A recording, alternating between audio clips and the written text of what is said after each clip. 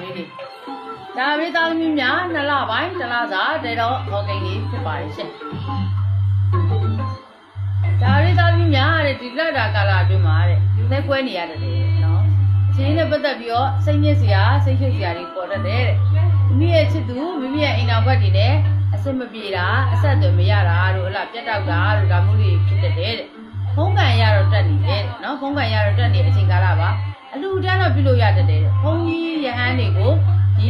လတွေမှာတိတိတသားလေးတွေ့တဲ့ကြုံတဲ့တွေ့တာကြုံတာဖြစ်ပေမဲ့လို့တိတိတသားမိမိစိတ်ကနေလူရန်ဖြစ်တာမျိုးလေးတွေကြုံတွေ့နေရတတ်တယ်တဲ့အဲ့လိုမျိုးဖြစ်အရန်ကောင်းပါတယ်နော်အဲ့တော့ငွေကြေးနဲ့ပတ်သက်ရတော့၎င်းစီးပွားရေးအတွက်တော့၎င်းပေါ့နော်အားတက်တဲ့ရောစီးပွားရှာတဲ့အချိန်ကာလငွေကြေးနဲ့လာပါပွင့်လန်းအောင်လို့ပြောမယ်ဆိုရသမျှအလုပ်ရှိသမျှအလုပ်ပတ်စံနဲ့ငွေကြေးနဲ့ပတ်သက်ပြီးတော့ရှာဖွေလို့ရသမျှစီးပွားရေးအလုပ်ကိုင်တွေအားလုံးကိုရှာဖွေပြီးတော့လုပ်ကိုင်နေတဲ့အချိန်ကာလ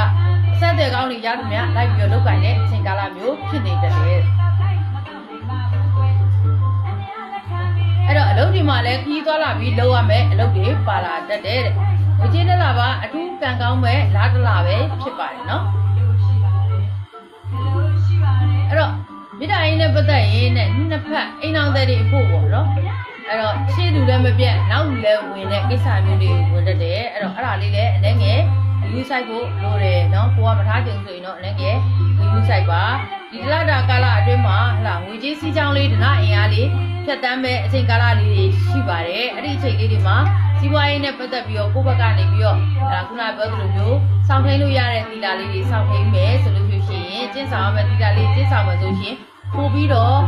့ကိုယ့်ရဲ့ကံတက်နေတဲ့အချိန်ဆိုပို့ပြီးတော့အားကောင်းကောင်းနဲ့စီးပွားရှာနိုင်မယ်လုပ်ငန်းလက်ပွင့်အောင်လုပ်နိုင်မယ်ကံအားတွေတက်အောင်လို့လုပ်ကိုင်နိုင်မယ့်အချိန်ကာလမျိုးဖြစ်နေပါတယ်နော်အဲ့တော့မြေတိုင်းနဲ့ပတ်သက်ပြီးတော့လည်းကံကောင်းတဲ့အချိန်ကာလပါဒါပေမဲ့အဖြတ်လေးနည်းနည်းဝင်တတ်တယ်နော်ခုနကပြောသလိုမျိုးကိုနဲ့ပတ်သက်တဲ့လူတွေကစိတ်နှောက်ယှက်ပေးတာနော်အဲ့တော့ဘလူးကပေးနိုင်တယ်ဆိုကိုယ့်ရဲ့အိမ်တွင်းအုပ်စုပေါ့အိမ်တွင်းအုပ်စုတွေကမိသားစုဝင်တွေကပဲကိုစိတ်နှောက်ယှက်ဖြစ်စရာတွေဖြစ်တယ်လေအဲ့တော့ပညာရေးနဲ့ပတ်သက်ပြီးတော့အထူးကောင်းတယ်လို့ပြောချင်ပါတယ်နော်အဲ့တော့ဒီတလတာကာလအတွင်းမှာအနေငယ်အိမ်ပူတာတို့အိမ်ဆူတာတို့ဖြစ်တတ်တယ်ကိုယ့်အိမ်တွင်းအုပ်စုတွေမိသားစုတွေအဆင်မပြေတာတစ်ခုနဲ့တစ်ခုတယောက်နဲ့တယောက်အဆင်မပြေတာပေါ့နော်ဒါမျိုးလေးဖြစ်တတ်ပါတယ်အဲ့လိုမျိုးတွေဖြစ်ခဲ့တယ်ဆိုလို့ရှိရင်ကျမတို့ဖျားကိုတောက်တော်ရီလူရဲ့ကြီးဖလားလေးထဲမှာအထဲမှာတန်ကြုံလေးနဲ့ကာကြီးအခရာလေးရေးပြီးတော့မှဖျားကိုတောက်တော်ရီလူပေးပါနော်တောက်တော်ရီလေးအဲ့ဒါမကြာခဏလူတန်းပေးပါအိမ်မှာစုညံနေတာတွေဦးနှင်းပက်ထောင်ပဲနဲ့ဦးနောက်ဖြစ်နေတဲ့ကိစ္စတွေအေးချမ်းသွားတာကိုတွေ့ရပါလိမ့်မယ်နော်ဒါကတော့တဲတော့ကဲရအခိုက်အညံ့ရှိတဲ့ဟာလေးကိုကျမအနေနဲ့ရေတွေကပေးခြင်းဖြစ်ပါတယ်သလာပရိသသမီးကလေးတွေပညာရေးတွေအတွက်ကတော့ဂန်းကော်ရဲ့ဂန်းကော်က2ညွန့်ဇီးလည်းရတယ်2ညွန့်လည်းရတယ်သစ္စာပန်းက9ပွင့်မိမိတို့ရဲ့အိမ်ပြမှာလူရမ်းပြီးတော့ကလေးကိုပညာရေးနဲ့ပတ်သက်ပြီးဆောင်မွဲသွားပြတဲ့အချိန်မှာပြုလုပ်ပေးပါအဲ့တော့သူ့ကိုလူကိုင်းပြီးတော့မှသူကတောင်းအောင်သွားပြီးဆောင်မွဲသွားပြတာလည်းရပါတယ်နော်ကလေးကိုအဲ့တော့ဒါလေးကိုလောက်ကပ်ပြီးလို့ရပါတယ်နောက်တစ်ခုကပါလဲဆိုရင် lucky number အနေနဲ့က9နှစ်နော်9တွေ9တွေနှစ်တွေအကျိုးပေးနေပါတယ်ရှင်9တွေ9တွေနှစ်တွေအကျိုးပေးကာလာအနေနဲ့ကတော့အနီရောင်အပြာနုမယမ်းရောင်ခရမ်းရောင်အဲ့ဒီအရောင်တွေအကျိုးပေးနေပါတယ်နော်အရောင်တွေနဲ့အဲ့တော့မိမိတို့ရဲ့ကံအရာဒီတလတာကာလအတွင်းမှာစီးပွားရေးနဲ့ပတ်သက်ပြီးတော့ပို့ပြီးတော့အဆင်ပြေစေဖို့အထူးရတရားလေးဒီကျမအနေနဲ့ပြောချင်ပါတယ်အဲ့ဒါကပါလဲဆိုအိမ်မှာလူနေကြသူတွေပေါ့နော်အမှပွဲလူတဲ့လူတွေရှိရင်လည်းပွဲဟလာမပြတ်စီပဲနဲ့ဒီလတာကာလအတွင်းမှာလူရမ်းပေးပါ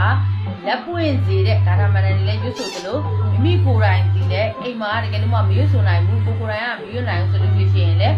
ရွတ်နိုင်တဲ့ဥမာအခုဆိုလို့ရှိရင်ပေါင်လေးသေးလေးခုပေါက်လေးနဲ့ဖွင့်ထားလို့ရတယ်မနက်မိုးလင်းနဲ့ညနေတစ်ခါကိုဟလာငွေကြေးလက်လာပါအထူးဖွင့်လန်းစေတဲ့လက်လာပါဖွင့်စေတဲ့ဂါထာမန္တန်တွေကိုယူဖတ်တဲ့ဟာလေးကိုဖွင့်ထားပြီးပါ